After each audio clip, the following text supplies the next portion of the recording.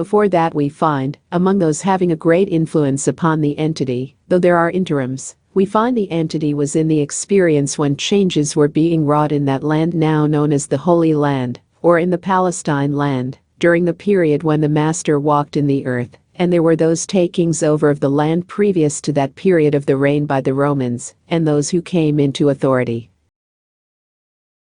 The entity, though very young in years during that period when this portion of the activity began, became very decided against the oppressions by taxations, and during those periods when those activities of the Master made for a hope in the development of elderly men, the entity as Levitus hoped for material changes and the material reliefs of the burdens of the peoples during that experience. Hence there came many disappointments and discouragements.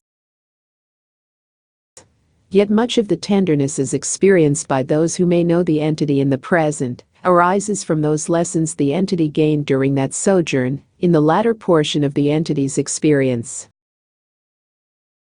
The entity then was one who would be called a banker, if his activities were put into present-day parlance, though the associations had much to do also with the temple service. For the entity was of those peoples who were in the lineal descent of the priesthood, though never assumed those positions by the entity during that experience, though counseled oft.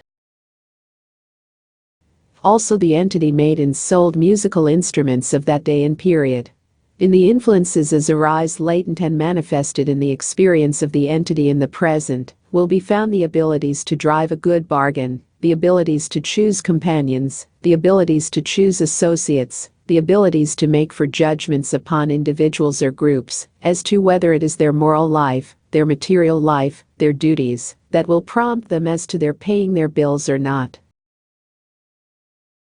These are definite forces as will be manifested in the experience of the entity during this particular sojourn from that activity in the Holy Land. The entity also will find that there are certain portions of especially the Sermon on the Mount, the activities of the disciples and the Master just after the crucifixion, that are of the most particular interest to the entity, as they may be read or heard discoursed upon.